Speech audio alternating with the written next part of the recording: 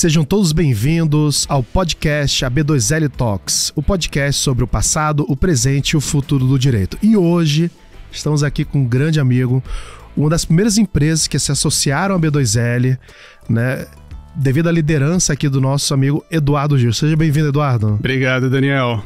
E aí não estamos sozinhos também, estamos aqui com a Lívia. Lívia? Tudo bem, pessoal? Sejam bem-vindos, seja bem-vindo, Eduardo. Vamos ter bastante assunto aqui hoje para conversar. A gente vai falar sobre de piloto a advogado, de piloto a advogado. Que história é essa? Como é que funciona isso? Queria também agradecer aos nossos parceiros e patrocinadores. Aqui estamos no espaço do B-Hub, que é associado à B2L, uma empresa de back-office, tanto a parte de contabilidade, parte financeira e também na parte de paralegal das empresas. Também agradecer muito aos nossos mantenedores, associados mantenedores aliados à B2L, Machado Meia, Tosini Freire, C&A, e também os nossos patrocinadores do podcast, DataJury, que é um RP, um sistema de gestão jurídica, e também a SBC Law, um escritório de advocacia focado no contencioso.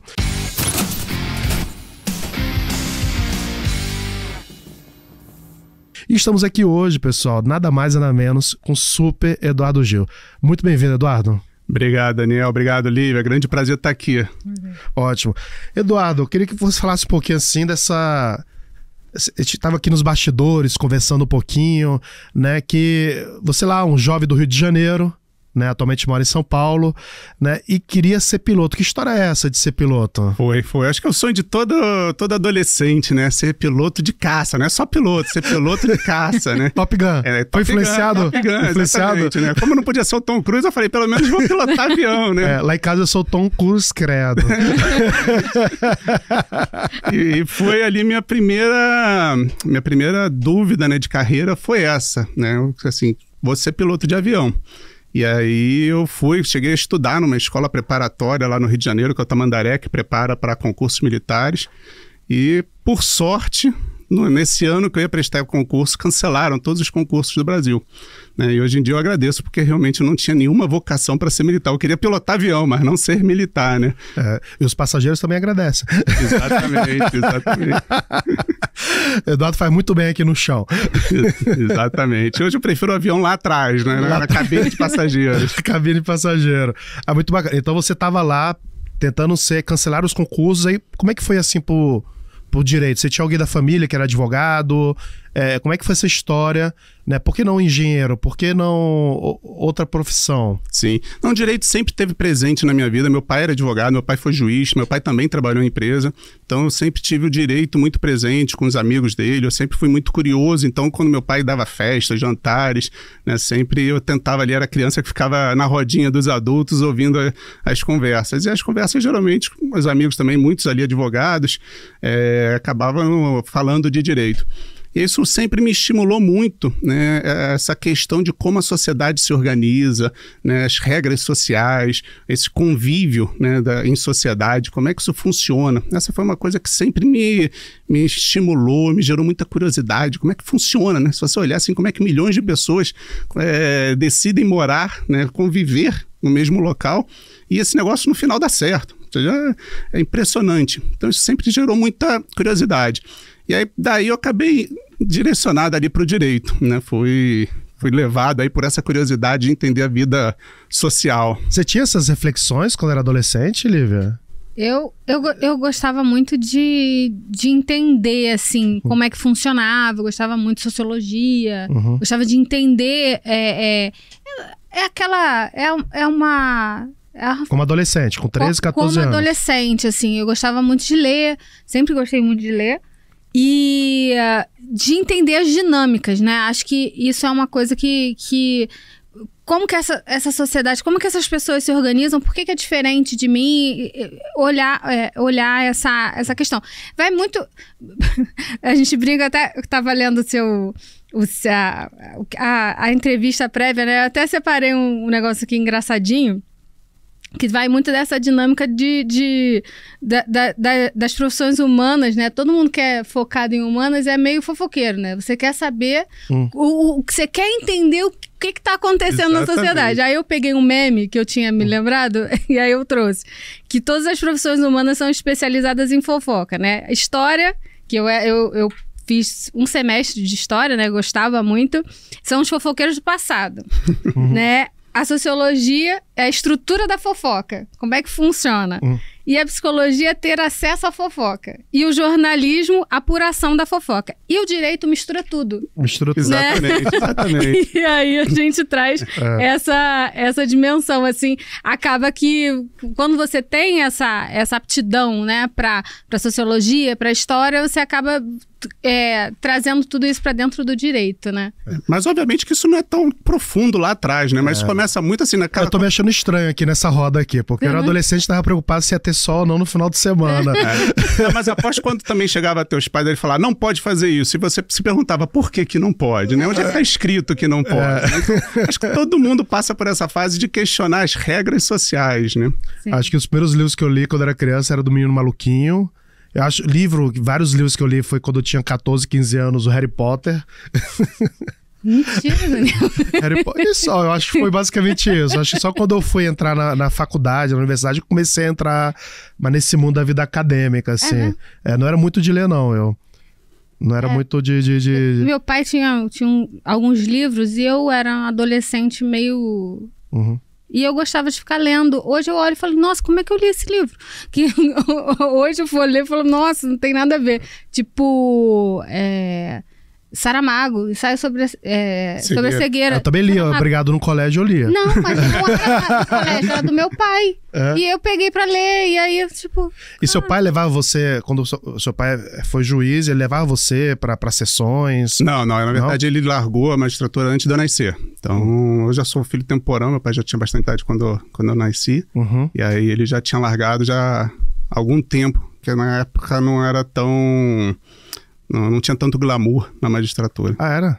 Não era tão glamurosa como pelo hoje em menos dia? é o que ele fala e por isso que ele... E aí ele foi trabalhar em departamento... Aí foi trabalhar em escritório, depois em empresas. Mas ele levava você pro escritório? Não levava. Mas ele trazia pra dentro de casa. Então, de novo, ele fazia muitos jantares. Minha mãe gostava muito de receber em casa. Então, tinha jantares pra 20, 30 pessoas. Era comum. Que maravilha. Aí tocava um violão, aquela coisa meio boêmia. Eu tocava teclado.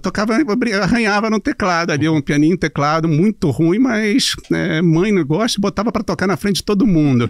E aí tinha lá esses eventos em casa, né, na sua maioria ali com profissionais do direito, colegas do meu pai. E como eu falei, eu gostava de ficar ali na rodinha, quietinho, ouvindo a fofoca dos adultos. A mistura, né? Mistura. Exatamente. E aí depois foi pra faculdade, começou a estudar ali em qual faculdade? Eu fiz Cândido Mendes no centro, no Rio de Janeiro. No centro. E como é que foi essa coisa aí da faculdade? Você chegou e falou assim, pô, é isso mesmo que eu quero? Ou não, eu tô aqui no direito, mas... Poxa, acho que é interessante outras matérias que não estão tão relacionadas ao direito, que a gente pode estar misturando. Como é que foi esse início aí dos estudos jurídicos? Até antes mesmo, quando eu fiz faculdade, eu já fiz... eu não tinha tanta certeza para o direito. Tanto é que eu fiz na época para relações internacionais, também, que é outra fofoca internacional. Essa é uma fofoca chique, né? E fiz também para economia, porque eu sempre gostei muito de número também. E aí eu tinha muita dúvida em qual delas, e aí na época até meu pai, exatamente por ser advogado, falou, já que você não tem certeza, caminha pro direito. Então eu entrei na faculdade de Direito sem muita certeza, e te digo que nos primeiros anos também não foi que... Não tive aquele chamado, né? Não foi ainda o brilho ali. Acho que isso aconteceu mais no segundo ano, quando eu comecei a estagiar. E aí comecei a ver na prática o que é advocacia. Primeiro ano é chopada, né? Festa. Exatamente. Primeiro ano mais farra ali, matérias mais leves, você daquele deslumbrado por ter entrado na faculdade, exatamente. O vadimeco novinho, exato. Que não abre. Não tinha uma orelha. Exatamente. Aí no segundo ano, começa o estágio, aí começa a ver como é que funciona na prática. E naquela época de ir no fórum mesmo, tirar boleta, uma época... Explica um pouquinho assim, porque deve ter muitos jovens aqui que reclamam porque o token não tá funcionando. Né? Como é que era naquela época trabalhar como estagiário num escritório? No início, a primeira coisa era você tirar andamento. Tirar andamento de processo... Tirar andamento é ver o status do processo, né? Como é que está teu caso. E não era entrar no site, não existia internet, né? Então você tinha que pegar as ficha mesmo, que você preenchia a mão com os dados do processo, levava pro fórum, Então, calor de 40 graus, 45 graus ali no centro do Rio de Janeiro. Aquele terno bom, né, que o estudante comprou ali de microfibra, aquele negócio quente, quase derrete no corpo, gruda aquilo tudo. Então, você ia pro fórum, chegava lá numa sala gigante que tinha uns computadorzinhos, você ficava digitando o número do processo e aí ele cuspia ali o boleto, que era o status do teu processo. Aí você pegava aquilo, levava pro escritório, passava para ficha, entregava para o advogado depois avaliar. Então era na rua mesmo, era gastando sola de sapato. E o escritório era próximo também do... Todos os escritórios tinham que ficar ali perto do fórum para poder ter esse acesso rápido ao tribunal. É impressionante, né? Hoje em dia você vai no Rio de Janeiro, para quem conhece bem o Rio de Janeiro, você pega ali a Rio Branco, e aí você tem aquele edifício central e o edifício garagem. Se você pega esse L aqui, você tá aqui a Rio Branco. E aí, mais à frente, em várias ruas depois, você tem uns tribunais, né? O tribunal ali, o TJ, o principal, né?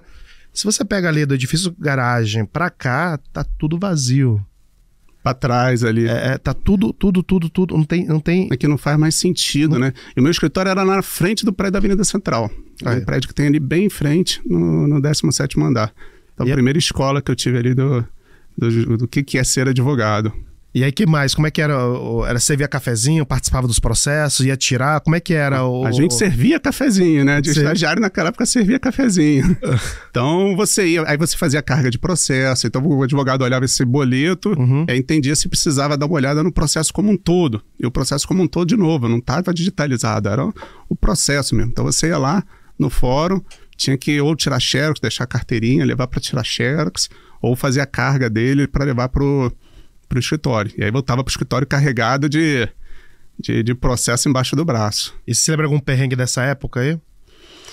Cara, teve perrengue de você perder processo. Cadê os autos, né? Porque dava tua carteirinha, depois cadê? Vai achar o processo. Então, mas depois acabava achando, dava um jeito. Mas dá aquele desesperozinho. Se você chegar e precisar tirar uma cópia urgente, aí quando você chega no fórum, você vê que deixou a carteirinha no escritório, né? E aí você se voltar não dá tempo, aí você tem que convencer o escrevente a deixar você levar o processo para tirar a xerox. Então tem esses perrengues, mas acho que são normais, eram normais naquela época, e todos eles acho que acabam criando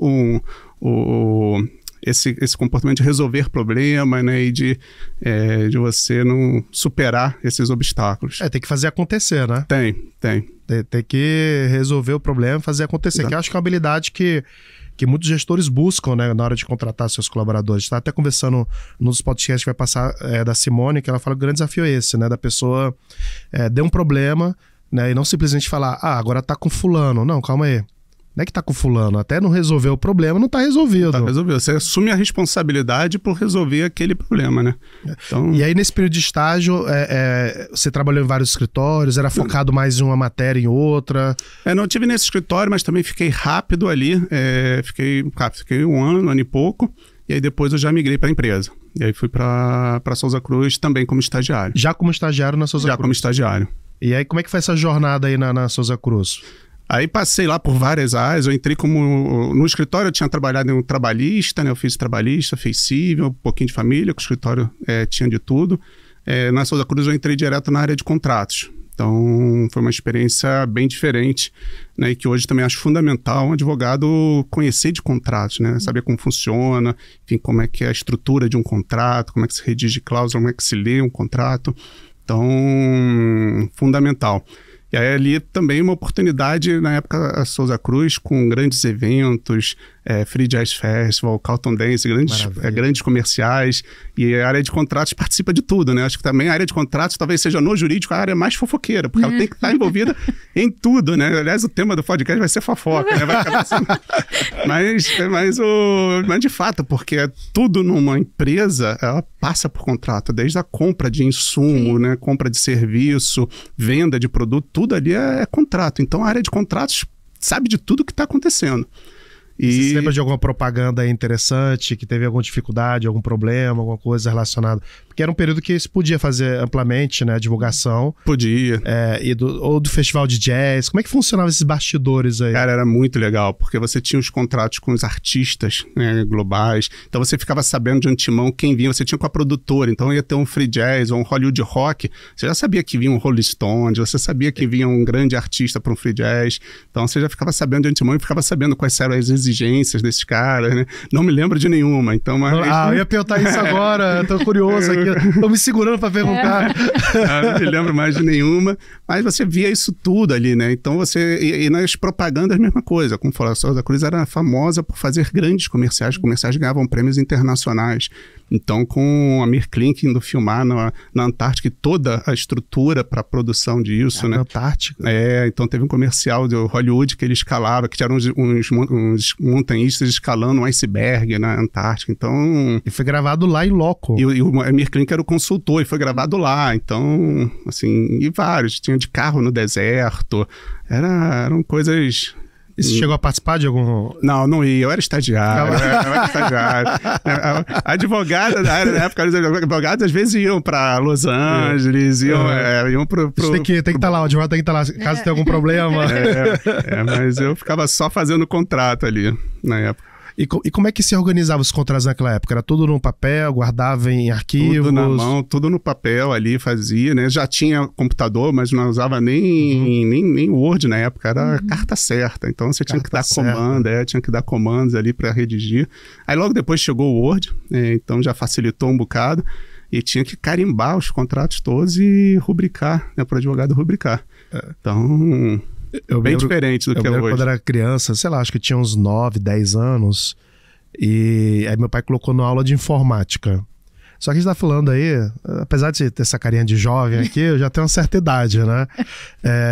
Depois eu ensino os segredos, né? O skincare. O skincare. Então, já não tá tão assim a cara de jovem, né? Os últimos anos, a B2L.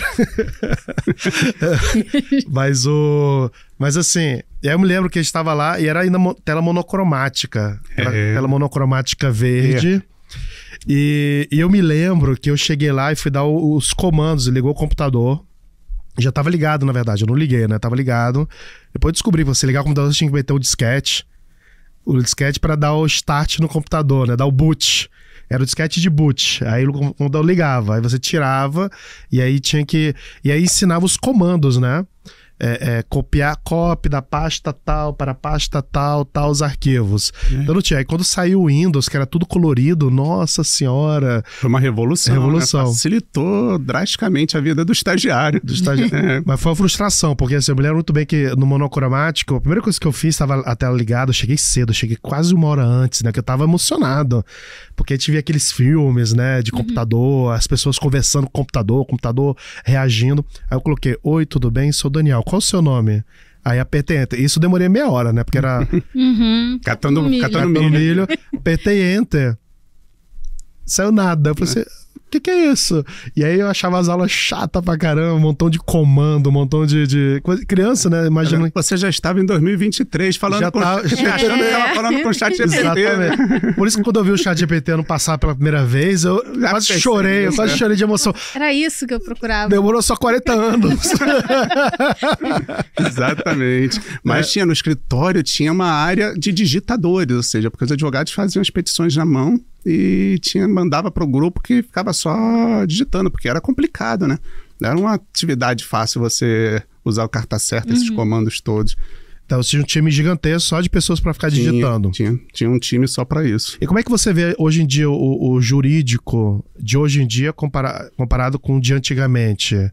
Né? Você acha que mudou muito, não mudou? Como é que você percebe? Acho que mudou muito, Daniel. Acho que mudou a postura do advogado. O advogado, ele ficava encastelado numa sala, né? Entrava ali na sala, a sala tinha sofá, tinha mesa, né? Era um ambiente super formal. Uma secretária que geralmente ficava na porta da sala, né? Quase um leão de chácara ali para não deixar ninguém chegar no advogado, porque era difícil ali. Então, ele recebia uma consulta formal, por papel, né? Analisava, respondia aquela consulta, ou aquele contrato por papel. Ou seja, não tinha muita interação. Participava de uma outra reunião, mas todas também muito formais. Então, o advogado, ele ficava isolado do negócio, dentro do departamento jurídico ou no escritório. Isso no departamento jurídico, Isso no departamento jurídico, isso. Era mais isolado, né? Não interagia tanto com o negócio, tinha essa formalidade toda e perdia-se muito tempo com essa burocracia, com essa gestão, né? De você digitar, de organizar. Então, hoje que a gente fala de eficiência, né? É muito isso, o ganho de eficiência, né, para o advogado, quer num escritório de advocacia, quer num departamento jurídico, é gigante, né? Com todas as ferramentas, tecnologias que surgiram, você poder tirar o andamento do processo. Se você quiser hoje, eu falei para você, antigamente saber o andamento de processo, tinha que pedir para o estagiário ir lá, aí o estagiário de manhã, 10 horas da manhã, pegava, voltava às 5 da tarde com aquele bolo de ficha para você olhar à noite, para no dia seguinte talvez decidir fazer carga do processo, ou seja, 2 dias depois você ia ter aquela informação.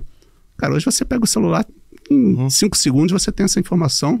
Se você não receber automático pelo push, já não precisa nem pegar, né? Já chega para você a informação. Já chega automático. Então o grau de eficiência, de evolução, né, da área jurídica é gigantesca. Demos um salto maravilhoso. E isso eu acho que traz para o advogado, né, um ganho de poder realmente atuar naquilo que ele precisa, de trazer a inteligência, de trazer a sua participação, sua contribuição, análise jurídica, né, que antigamente perdia-se muito tempo fazendo outras coisas.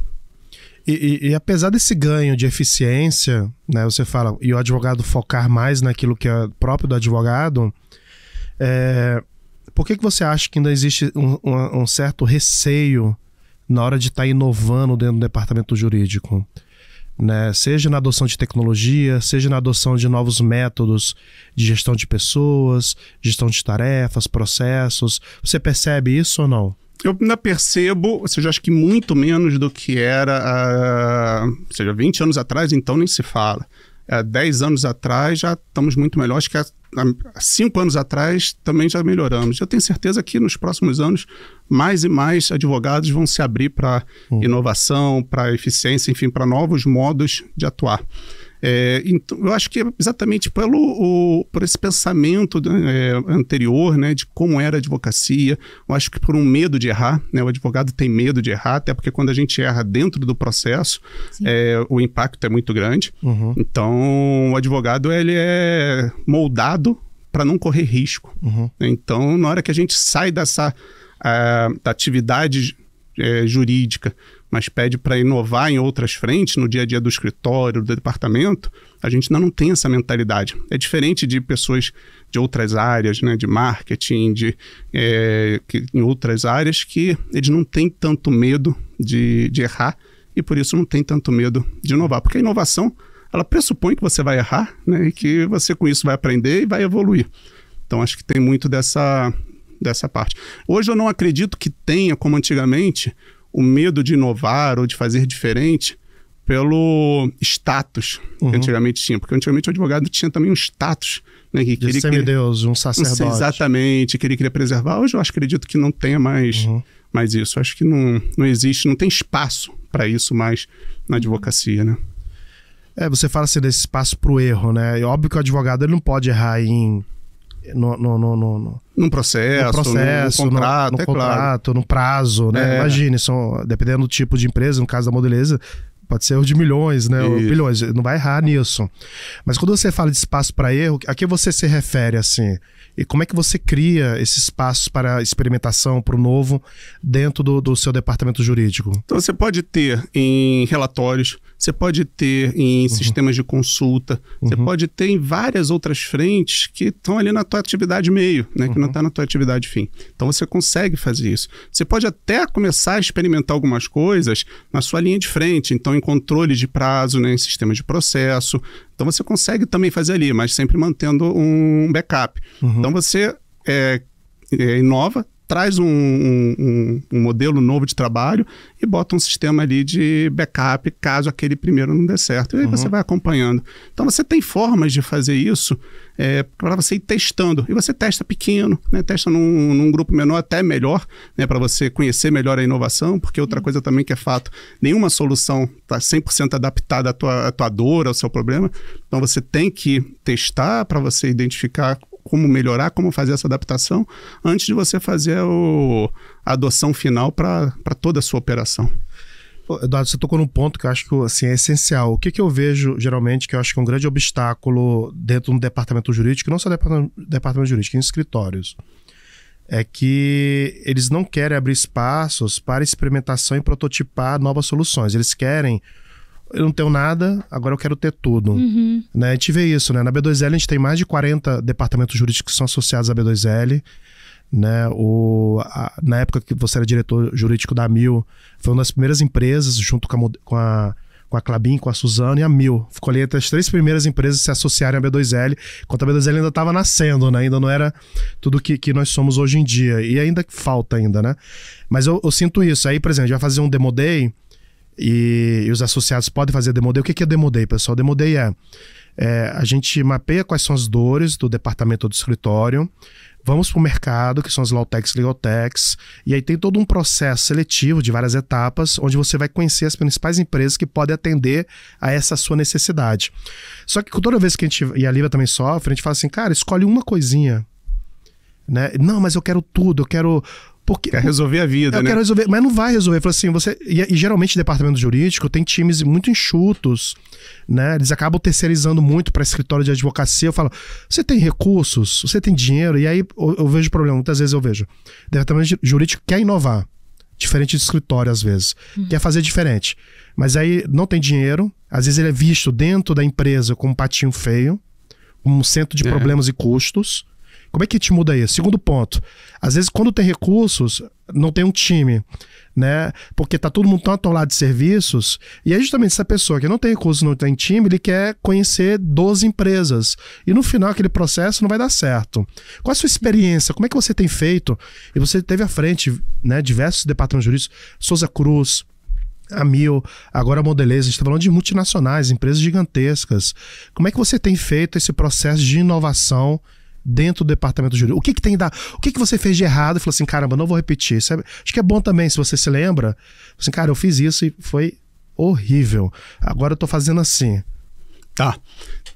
Tivemos vários, né? Porque acho que a primeira pergunta, assim, o que precisa fazer, eu acho que é mudança de cultura, né? E aí passa por diversos pontos. Como você falou, não é resolver todos os problemas. Então, você não vai sair do 0 para 100 do dia para noite. Aliás, isso não existe, não funciona. Não é mágica, né? As pessoas querem mágica. Eu quero virar um escritório, um departamento 4.0, 5.0 em 30 dias. Não vai, isso não existe. O processo é doloroso, ou seja, ele é sofrido também. Né? Como academia, você vai malhar. Claro. Você não consegue comprar o corpo de uma pessoa que malha, você tem que conquistar aquilo. Isso. E é dolorosíssimo o processo. E se alguém te vender uma solução mágica, desconfie, né? Porque é difícil disso acontecer. Então você primeiro tem que mudar a cultura das pessoas, do próprio departamento, de querer inovar, de querer ver isso diferente, né? E através, eu acho que da eficiência, você mostrar o ganho de eficiência que isso pode trazer. Né? É você trazer para perto também a área de financeira, se tiver uma área de inovação da companhia também, né? Eventualmente algum cliente, porque se a tua dor for relativa à área trabalhista, por exemplo, então traz a área de RH, né? Se você tem uma dor de processos, uma quantidade ou provisão, traz a área financeira para perto de você. Então você começa a trazer aliados para essa jornada junto com você. E aí você começa a ouvir mercado. Eu acho que o principal é você conhecer. O Demo Day é fantástico, né? Porque ali é onde você realmente vai ter a oportunidade de conhecer empresas, mas comece a conversar com outras empresas. O que eu mais gosto é quando nos procuram, às vezes eu procuro outras empresas, vamos conversar, o que vocês estão fazendo de inovação na sua empresa, né? Deixa eu mostrar o que a gente está fazendo e dá seus palpites aqui, né, do que a gente está fazendo também, né, se serve para você, o que você fez de diferente, o que a gente pode fazer parecido com vocês, o que vocês testaram, que é a tua pergunta, né, o que vocês testaram que deu certo ou que deu errado e por quê? Né? Acho que isso, na verdade, é o principal, porque quando você começa a fazer isso, você abre a mente, começa a entender como é que funciona todo esse processo de inovação, né? E como é que ele funciona e que, exatamente, ele não é tão fácil. Ele é uma jornada. E é uma jornada que não termina, né? Ele tem que... E quando você transforma a cultura, essa é a beleza. Você não é um demodei e resolveu aquela dor e acabou. Não. Você começa a resolver um atrás do outro e as pessoas começam a achar novas oportunidades, né? E a eficiência, de novo, ela passa por várias frentes. Então, é automação, é o próprio Vigiló, né? Fala-se muito hoje, Vigiló é uma forma de eficiência, de ganhar eficiência. Então, todas as frentes hoje de inovação jurídica, você consegue trazer e adaptar para o seu negócio. Então, acho que essa é a principal coisa, a mudança de cultura, né, nas pessoas. Eu gosto muito de você falar mudança de cultura, porque geralmente vai falar mudança de mindset, mentalidade. Mentalidade é um jeito de pensar. Só quando a gente fala de mudança de cultura, eu acho muito mais profundo, porque quando a gente fala de mudança de cultura, a gente fala de mudança de modo de ser, pensar e agir e fazer. Então, são 4 dimensões que abarcam antropologicamente de maneira muito mais profunda o departamento jurídico. Porque não basta só pensar nas mentalidades. Agora tem uma mentalidade diferente. Você vai ser um campeão. Não funciona. Tem que estar em conjunto. É pensar, ser, agir e fazer. Né? Que constitui as dimensões do ser humano. E aí você falou aliados, falou trazer aliados, mapear os diversos problemas. Né? Benchmark, ou seja, interagir. Eu acho que o ambiente, né? o ecossistema, e isso assim, o que vocês fazem na B2L é fundamental. Acho que, na verdade, a B2L, eu tenho certeza que foi e é hoje o grande vetor que movimenta o setor de inovação da área jurídica, né? Porque vocês centralizam, né, todas as empresas e conseguem fazer essas conexões e permitir que quem estiver interessado, escritórios, empresas, consigam acessar facilmente esse grande banco de dados. Imagina se eu sou um gestor e eu quero saber como é que funciona e quero conversar com empresas que façam automação de contratos. Cara, se eu tiver que sair para procurar isso, vai dar um trabalho gigantesco. Vocês facilitam demais isso. Vocês trazem esse conteúdo como esse podcast hoje, né, e diversos outros que vocês estimulam essa mudança de cultura. Então, a gente conversar com o ecossistema, interagir, né, com o ecossistema é fundamental também para essa mudança de cultura. Porque você começa a ver os cases de sucesso também, né, e isso vai te estimulando. E na B2L a gente tem também um grupo de departamentos jurídicos que tem muito bench. Né? Tem muita essa troca de informação, benchmark, né? Benchmark, pessoal, para quem é você comparar o que você está fazendo com o que outras pessoas estão fazendo e assim aprender com os erros e acertos de outros. A gente faz muito isso. E Demodei não é dia do demônio, tá? Bom corte, João. O que é Demodei? É o dia do demônio? No podcast de advogado. É dia de demonstração. Demonstração, day de dia de demonstração daquelas soluções que podem atender. O processo de inovação, né, na área jurídica, ele não pode ser egoísta. Aliás, em qualquer área, mas na área jurídica em especial, ele não pode ser egoísta, né? Ele tem que ser compartilhado, ele tem que ser em grupo ali. Você, se quiser fazer sozinho, não vai funcionar, até porque aquela empresa que você vai contratar, ela tem que prestar serviço para várias outras, para ela também ganhar escala e ela poder fazer novas atividades que vão te servir no final. Na B2L a gente tem 3 valores que ficou bem claro desde o início da B2L, que é comunidade, colaboração e conexão. Os 3 Cs da B2L, né? E isso mostrou-se desde o início da B2L. A gente estava conversando em outros podcasts, vocês vão ver, vou estar repetindo isso várias vezes, mas por exemplo, o próprio nome da B2L, Lawtex ou Legaltex? A gente falou, cara, os dois, para que ficar discutindo a natureza jurídica? Colaboração, agora o mercado ele só conhece um tipo de empresa, só que existe outros modelos de empresas que estão surgindo, né? A gente tem que educar o mercado, a gente tem que nos unirmos. Aí outro problema que teve vai ter só startup jurídica, né? Apesar do conceito de startup ser um conceito muito amplo, mas a startup é aquele conceito mesmo, empresa de tecnologia nascente ali, né? Ou a gente vai trazer empresas que já estão de tecnologia jurídica, estão há muito tempo no mercado. Os dois juntos, comunidade, conexão, colaboração. E o terceiro grande desafio da B2L foi, apesar de ser a B2L, a Associação Brasileira de Lawtex e Legaltex, a espinha dorsal, né, a assembleia constituída pelas Lawtex e Legaltex, mas a gente falou assim, cara, a gente tem que trazer associados parceiros. E aí que nasce a necessidade de ter escritório. A gente tem escritório que é associado, os maiores escritórios de advocacia são associados à B2L, departamento jurídico são associados, advogado autônomo, prestador de serviço. E eu acho que a gente acertou, né, a gente, baseado a partir de valores, né, a gente foi construindo isso que é a B2L hoje em dia, porque a gente entendeu também que sozinho a gente não ia conseguir inovar. Sim. Não, total. E esse ambiente democrático e diverso, eu acho que é o grande case de sucesso da B2L e de fazer o Brasil, né, e você sabe melhor do que eu, talvez o país mais avançado em tecnologia para a área jurídica do mundo, né? Com certeza. A gente só perde em número de Lawtechs para os Estados Unidos. Mas em diversidade de soluções... O Brasil está na frente. O dia eu estava conversando com um associado de um famoso banco, aí ligaram para ele da Suíça, né? E aí ligaram para ele e falaram assim, você tem esse problema aqui? Ele, e como? A gente tem... aula. A gente tem, né, 77 milhões de processos, né, mais de 100 sistemas rodando, 1,3 milhões, 1 milhão de advogados, né? É uma sopa, né, de problemas em que a tecnologia pode ajudar. Não só a tecnologia, como você falou, um novo modelo de cultura, um novo modelo de gestão, né, e também tecnologia. Inovar é necessário para inovar esses 3 elementos, né? Tecnologia, cultura e gestão. Só que é uma tecnologia, cultura e gestão que a gente chama de 4.0, adaptada a essa 4ª revolução industrial. Exato. E nós temos soluções que implementamos lá no Mondelez. Ainda estamos... A gente saiu agora de uma POC, né, de uma prova de conceito. É POC, pessoal, prova de conceito. Coloca aqui, Proof of Concept.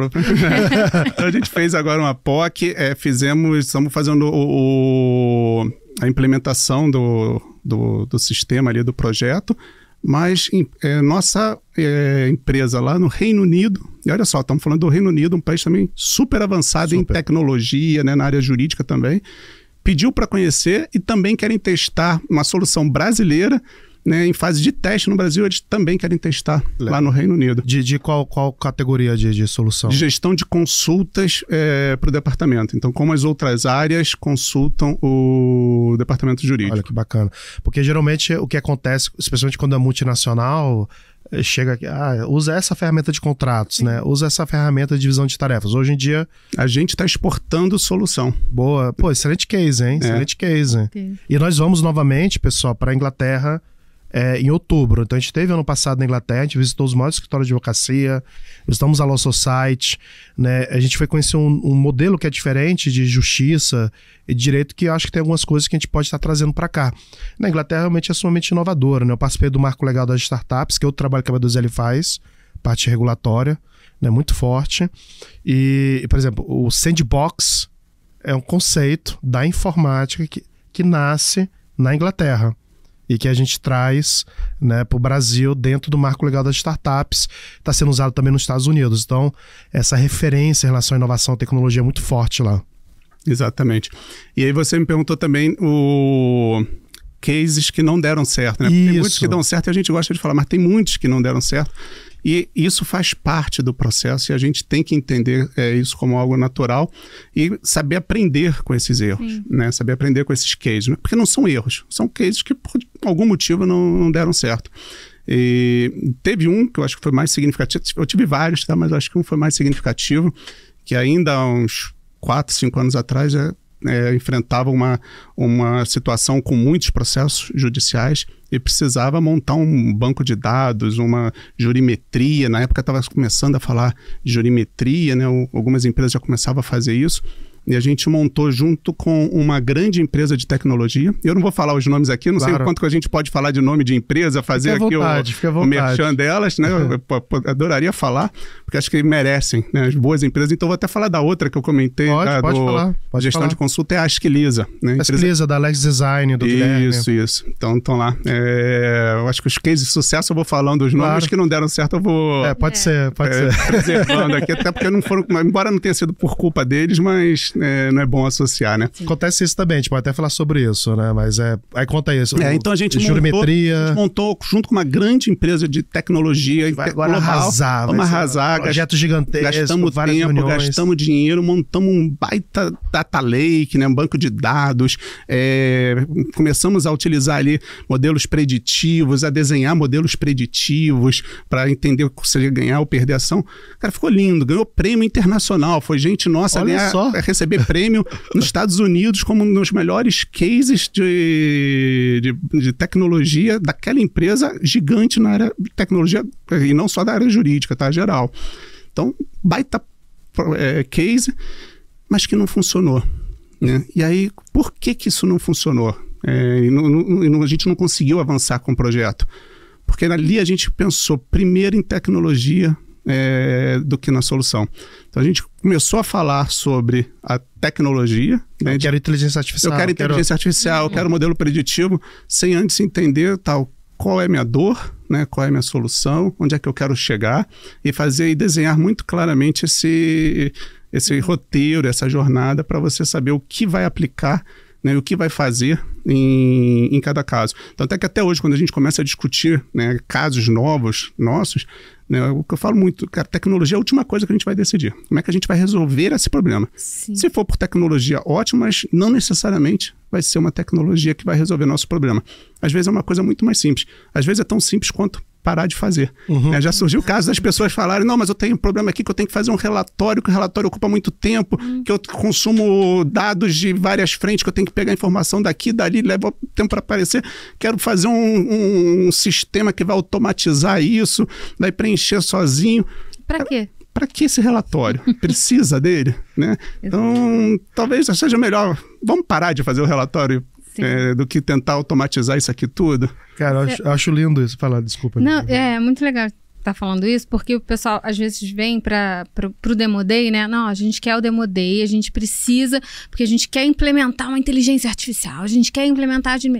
E aí, a gente, com um jeitinho, a gente vai conduzindo assim, tá, mas o que você precisa de fato? Qual a sua dor dentro do departamento? Normalmente, a gente acaba conseguindo conectar e eles entenderem que, na verdade, eles precisam de outra coisa, que a dor é outra, né? Porque, e não especificamente uma inteligência artificial, enfim. O Demo Day, ele vai te ajudar a usar qual a empresa que você vai escolher. Isso. Mas o Demo Day não vai te ajudar a descobrir sua dor. Então, o departamento, ele precisa estar muito inteirado do que de fato é a necessidade dele, né? E não, vamos fazer um Demo Day. Cara, é sensacional, mas a gente precisa ser assertivo, senão fica o fazer pelo fazer e aí você não consegue realmente ser efetivo, né? Fantástico isso, porque é isso. Acho que o primeiro passo, né, para o sucesso de um projeto, de uma jornada de inovação, é você identificar a sua dor. Sim. Né? E que no primeiro momento você talvez tenha que parar e fazer um exercício mesmo para identificar e enquadrar certinho qual é a sua dor. Depois, com o tempo, isso começa a virar hábito e as pessoas fazem com mais naturalidade, né? Mas é muito importante você saber qual é a sua dor, para depois você achar uma solução que eventualmente vai ser tecnologia ou não.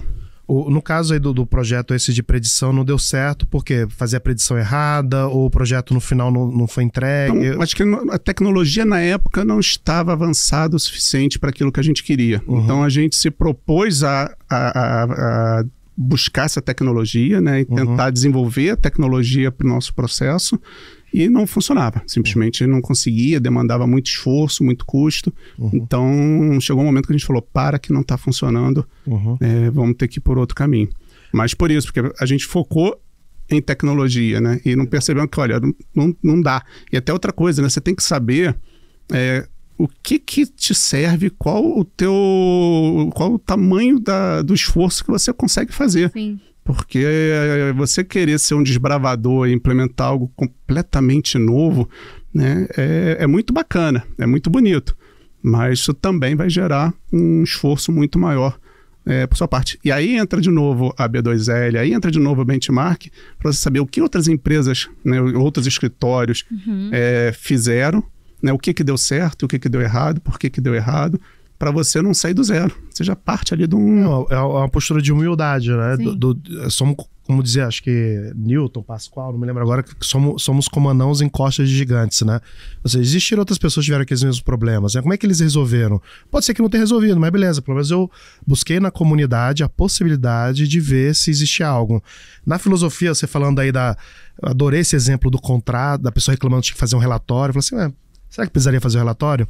Quando a gente dava filosofia, em todas as matérias, a gente sempre dividia no início da introdução da matéria, que era o unseat, quit seat. Unseat, existe o problema?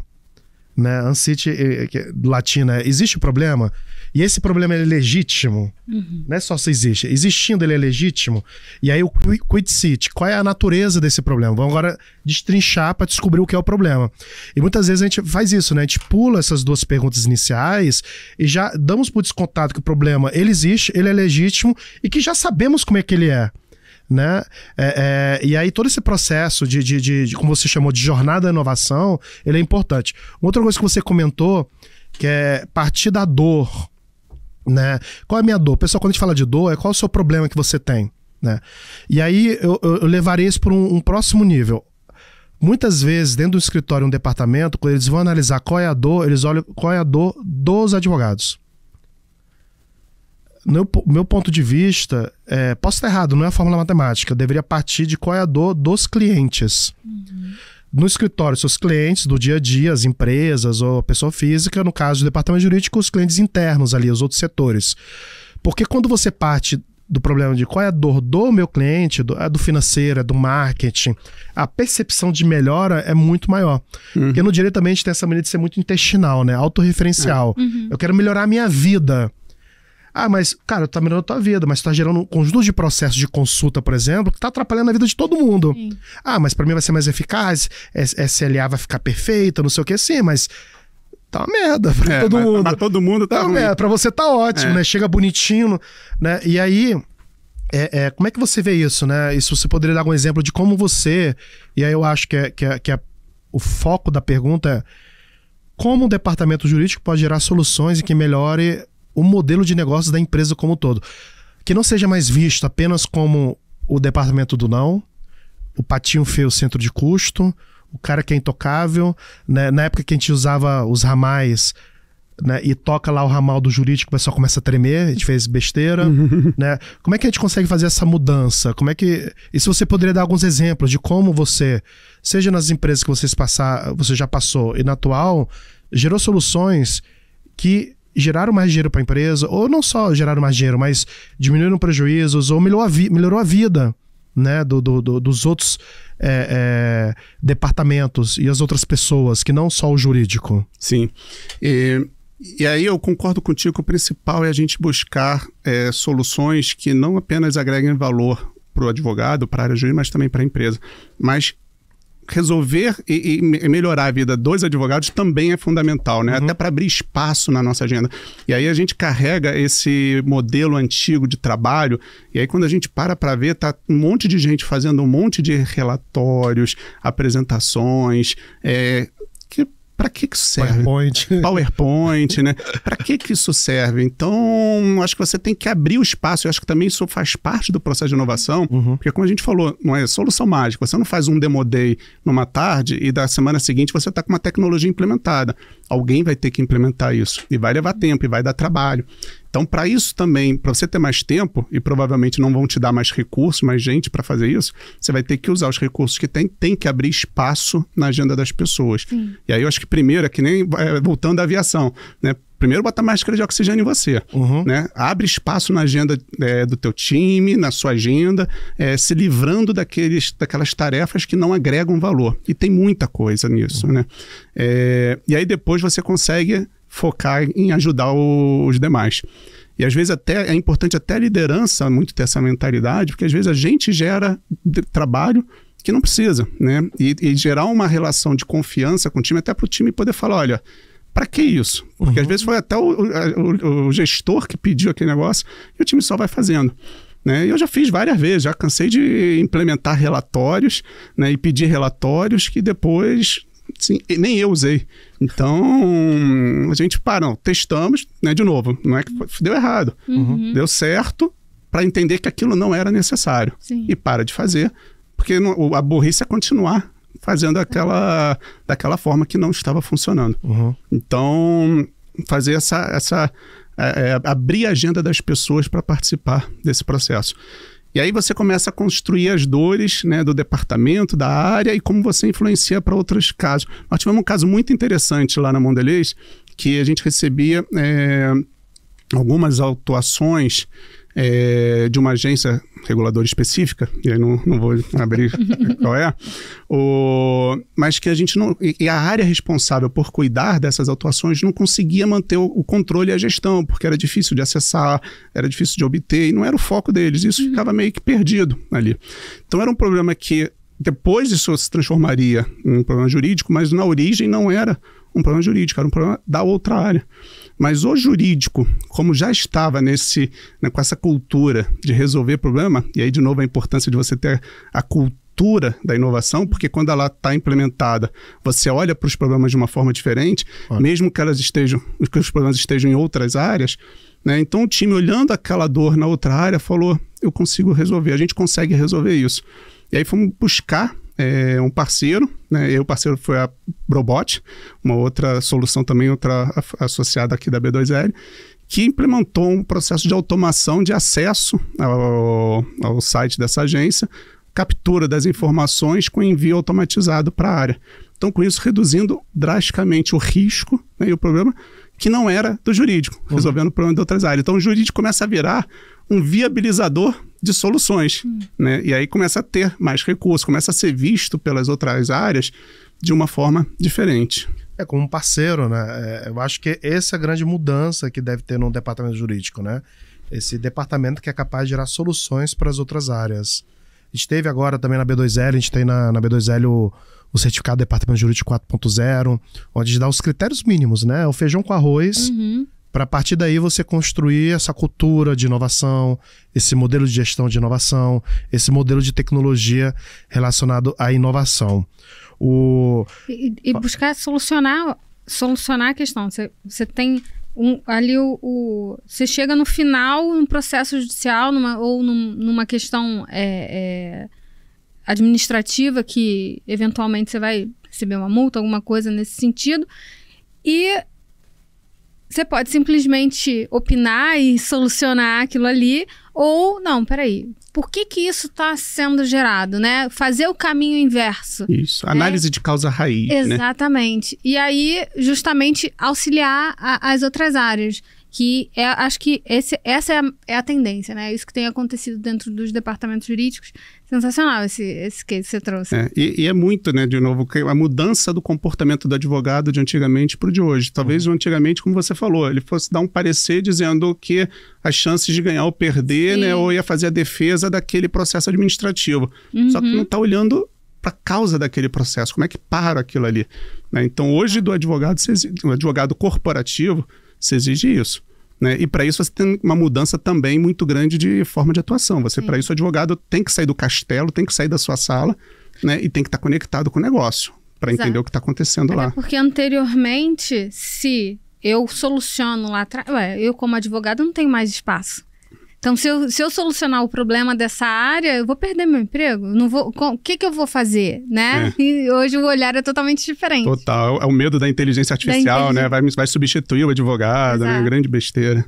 Como é que você vê a importância Porque eu vejo também, muitas vezes, quando a empresa quer implementar alguma nova tecnologia ou inovar dentro do departamento jurídico, eles querem de 0 a 100 da noite para o dia e não focam em microentregas. Não, então, por exemplo, eu contrato uma ferramenta de contratos, né? E aí, cara, eu quero implementar aqui para os meus 10 mil fornecedores, para contratação de novos funcionários, sei lá, pro dia a dia do jurídico. E aí você tem uma gama tão grande, e aí você vai pensar naquele projeto gigantesco, monta aquela estrutura de planejamento, e não foca em microentregas do tipo, cara, eu vou escolher um cliente, né? E eu vou implementar com esse cliente, vou escolher 1 ou 2 pessoas do meu time, ver quais são os indicadores que possam medir o resultado disso, para que em 1 mês eu já tenha um resultado positivo. Pô, deu certo? Pô, deu errado nisso, deu errado naquilo, deu certo naquilo. A gente tem que melhorar o indicador, tem que trazer mais uma pessoa, não precisa de tanta gente.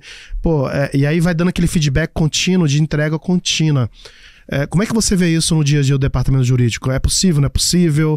Faz sentido, não faz sentido? Não, eu acho que é fundamental, né? Como eu falei, não me lembro de nenhum case de projeto que a gente tem implementado da forma como ele foi concebido. Ou seja, da empresa ter vindo apresentar, eu posso fazer essa solução. E a gente pegou e implementou ela exatamente daquela forma e ela aconteceu. Não existe. Isso não vai acontecer. Você sempre passa por customizações, adaptações, mudanças internas, às vezes, né, do seu modo de atuar, né? Como é que as outras áreas atuam também. Então, você tem todo um processo de adaptação daquela solução para a sua realidade, porque cada empresa, cada departamento jurídico, cada escritório tem uma realidade diferente. E aí a flexibilidade também do fornecedor vai ser importante para se adaptar às realidades, mas vai ter que fazer adaptação. E aí, para isso, você fazer a implementação aos poucos é fundamental. Para você ver onde vai precisar mudar, né, quais são as adaptações num universo pequeno. Vamos errar aqui com 3, 10 usuários, melhor do que errar, né? Você implementar uma solução para 10 mil usuários e ela não funcionar.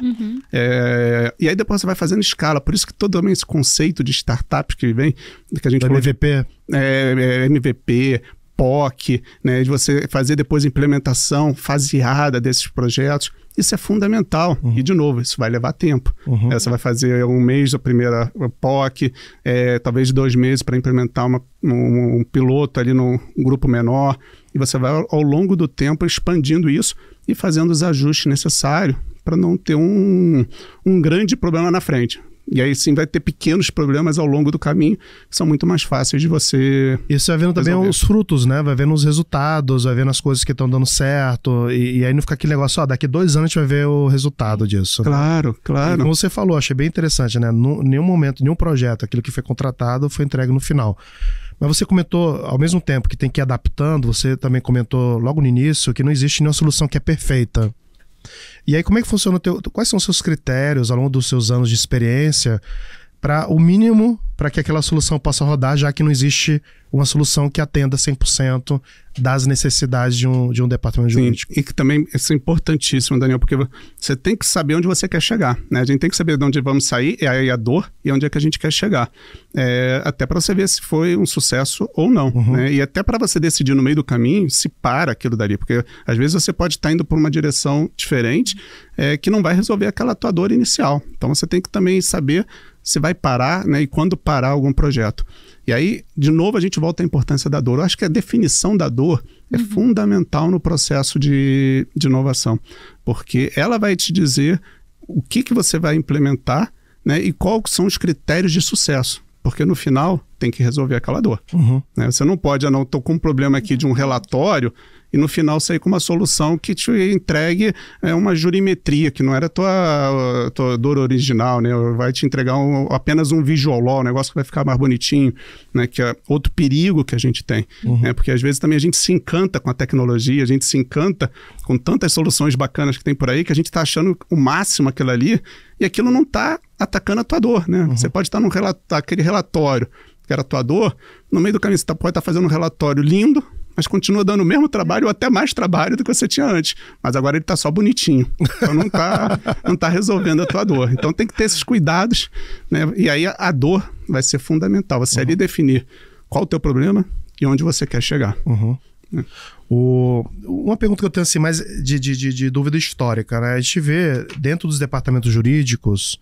Nossa, dúvida histórica, me senti velho agora. Você não é velho, você é jovem há mais tempo. Jovem há mais tempo. Né? João Paulo II falava, não sou velho, eu sou jovem há mais tempo. A gente vê um movimento assim, e aí você pode até explicar melhor que você teve trabalhando assim, do departamento num período que ele faz tudo, depois um departamento que ele acaba terceirizando, né? E esse negócio de fazer tudo, terceirizar, parece que vai e volta e está muito conectado com a situação econômica, né, mundial, né? As próprias Lawtechs e Legaltechs, elas têm um avanço gigantesco lá em 2008, na crise dos subprimes que tem em 2008, e vários departamentos de jurídico falaram assim, cara, eu tenho que internalizar, só que eu não posso internalizar igual antes, né? Ter 300 pessoas aqui. Mas eu tenho que usar a tecnologia para gerar mais eficiência, diminuir custo. Então, como é que você vê esse movimento? É assim, não é assim? Como é que tem sido a sua experiência? Não, vejo sim. Eu acho que tem 2 grandes fatores aí. Eu acho que um fator que atinge não só o jurídico, mas todas as áreas, né, da empresa e o mercado, como todo você falou, que é uma busca por eficiência, né? E não é à toa que hoje a gente fala de eficiência jurídica, né? Não é porque é bonitinho, não é porque está na moda, é porque é necessário. Outras áreas, outras empresas, outros setores já passaram por isso e hoje o mercado demanda isso da área jurídica, dos fornecedores, do profissional jurídico. Maior eficiência, ganho de eficiência, né? Nas suas mais diversas formas de ter. Então essa para mim é uma frente. E a outra é uma mudança de modo de atuação do advogado. E aí principalmente o advogado interno, advogado de empresa. Porque, de fato, antigamente, um jurídico ele era quase um retrato de um escritório, né? Você tinha ali os grandes especialistas, inclusive você tinha grandes nomes do direito trabalhando dentro de empresas, né? Mesmo cheguei a trabalhar com alguns que eram advogados da Souza Cruz. E hoje muda esse modelo para você ter pessoas mais generalistas, né, que tenham uma visão mais ampla do direito e consigam, com isso, dar um suporte melhor ao negócio. Porque antigamente, né, como a gente falou, a consulta chegava por escrito e para um especialista responder. Hoje, a empresa não quer só uma resposta para aquela dúvida jurídica ou para aquele problema jurídico. Ele quer alguém que ache a solução para aquele problema. Exato. Então, para ter a solução do problema, ou até mais, para evitar que aquele problema surja, você tem que ter uma visão mais ampla, porque o que vão te apresentar não é o problema, vão te apresentar um projeto, vão te apresentar uma ideia. E aí o advogado tem que conseguir olhar para aquele projeto, para aquela ideia, e poder identificar ali os riscos e oportunidades nas diversas áreas do direito. Marcas e patentes, contrato, responsabilidade civil, ambiental, né? Inclusive o direito está ficando cada vez mais complexo, né? Com mais áreas, né? Quantas áreas do direito que surgiram aí nos últimos 10, 15 anos, né? Que quando eu fiz faculdade sequer existiam. Então, para advogado, para você ter hoje dentro de uma empresa especialistas em todas essas frentes, é impossível. Então, o que se demanda é que você tenha advogados que tenham uma visão mais ampla do direito, consiga com isso identificar os riscos e oportunidades, propor soluções e, quando necessário, aí sim vai buscar um suporte de um especialista externo. Então, acho que demanda hoje é muito pelo especialista, altamente especializado, né, fora, e um advogado mais generalista interno. E, obviamente, com as adaptações. Isso não é regra, né? Não tem um modelo que sirva para todo mundo. Você sempre vai ter advogados de escritório também com uma visão ampla, muito boa, que vão poder dar esse suporte.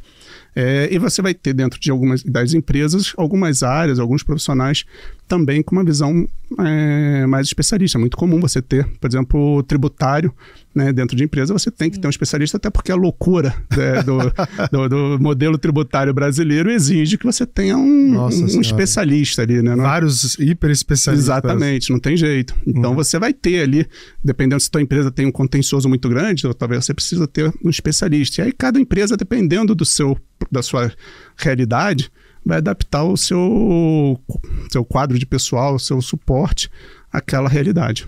Acho bem interessante. Tem até um livro, né? O nome, se alguém souber o nome direitinho, coloca aqui nos comentários, que é Os Generalistas Dominarão o Mundo. Eu me lembro muito bem quando eu estava fazendo um mestrado mestrado. Eu fiz também um mestrado em filosofia e epistemologia. A gente teve uma palestra com um cara que ele era especialista em nanotecnologia, lá da Itália. E ele falava assim: pessoal, me pergunte tudo sobre aquilo que é material, né, desse tamanho até esse tamanho de nanômetros. Acima disso, abaixo disso eu não sei. Porque abaixo disso é física quântica, acima disso já é física normal. Então, assim, é isso. E assim, eu só vou saber disso. E ele falava justamente sobre isso, sobre a hiperespecialização e a necessidade de profissionais que conectem, né, que sejam capazes de conectar e fazer pontes. Eu até falei recentemente, né, o próprio nome, conceito sandbox, ele surge do mundo da tecnologia, né? O sandbox era um espaço onde os programadores colocam os novos códigos em que imita o sistema, mas não é o sistema. E aí você experimenta. Aí essa palavra, esse conceito, vai para o conceito jurídico, né? A gente transforma isso também num conceito jurídico e regulatório. Então, só que isso é possível se a pessoa consegue fazer navegar. O próprio conceito resiliência, A resiliência, ela vem da engenharia. Né? Os materiais resilientes são diferentes de materiais resistentes. E eles percebem que os materiais resilientes, que vibram na frequência daquilo que está em volta, o vento, o terremoto, eles conseguem manter aquela estrutura mais do que os resistentes, que não vibram da mesma maneira, né, de menor proporção. E aí vai para psicologia, resiliência. Nessa capacidade de conectar pontas é necessário dentro do direito. Em várias áreas, como você mencionou, né, várias áreas isso acontece, eu acho quase todas as áreas. A medicina é outro exemplo muito claro, né? Você tem um médico geral, clínico geral, né, o médico de família, que hoje é o primeiro que você tem que ir, porque ele é que vai te conhecer, vai saber o todo, né? E vai poder, quando necessário, te indicar para um super especialista que vai cuidar daquele teu problema muito específico. Mas quem coordena o teu cuidado é um médico generalista, é um clínico geral. Então, em todas as áreas isso está acontecendo. E olha que bacana, né? Porque isso traz, o que a gente estava falando antes, esse processo de colaboração. Se antigamente os profissionais das diversas áreas eles tinham uma competição muito grande, o modelo hoje, e com certeza o modelo do futuro, vai ser muito mais de colaboração e não tanto de competição. Sim. Eu não sou melhor do que o Daniel, eu complemento o Daniel, a Lívia, né? A gente junto aqui vai ter muito mais capacidade de entregar um resultado do que cada um sozinho. A gente vê muito isso nos departamentos jurídicos, né? Reunir o pessoal do departamento jurídico para cada um falar o que deu certo, o que deu errado, é muito mais fácil. Estávamos conseguindo fazer isso com os escritórios antes da pandemia. Estávamos tendo encontros presenciais, onde grandes escritórios e médios escritórios falavam. Tanto que uma das diretoras de um dos escritórios falou assim, cara, isso aqui é inédito. Eu nunca tinha visto, porque geralmente o escritório de advocacia vai falar tudo que é bom, né? Você, cara, eu não consigo fazer isso, preciso da sua ajuda. E estava conseguindo ver a pandemia... Tem uma barreira, né? Você não consegue. Realmente existe uma competição maior dos escritórios, mas eu acho que a gente, pouco a pouco, vamos conseguindo quebrar isso. Eduardo, assim, eu queria que você desse um conselho. Olha, eu sou um diretor de um departamento jurídico, né? E gostaria de estar inovando. Quais são os primeiros passos para estar inovando? Acho que é uma pergunta boa. E segunda coisa, você falou muito sobre colaboração, que a gente não consegue fazer sozinho. Quais são os critérios que você utiliza para contratar uma pessoa, para ajudar nesse processo de inovação dentro do seu departamento jurídico? Tá, eu vou começar pela última, que eu acho que ela também responde ali a primeira. Eu acho que é curiosidade. Eu acho que o profissional hoje em dia ele tem que ser curioso, né?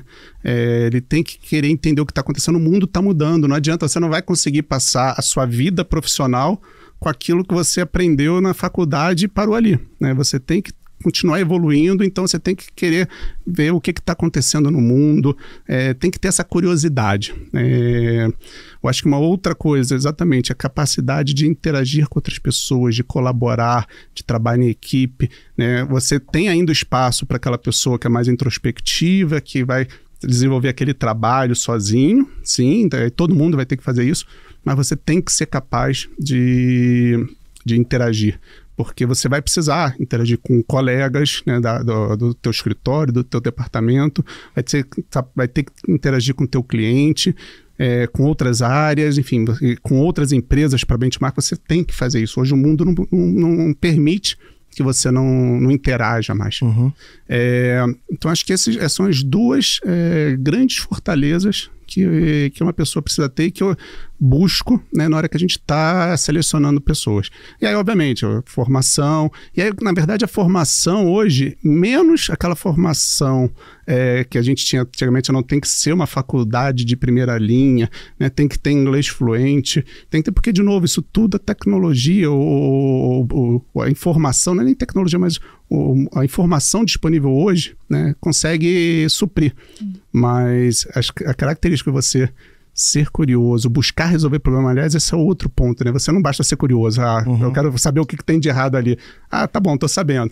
Mas é isso, ir lá resolver. Essa responsabilidade, né? Esse accountability de você ir lá e, não, vou resolver isso, vou fazer isso acontecer. Essa capacidade de fazer acontecer é fundamental.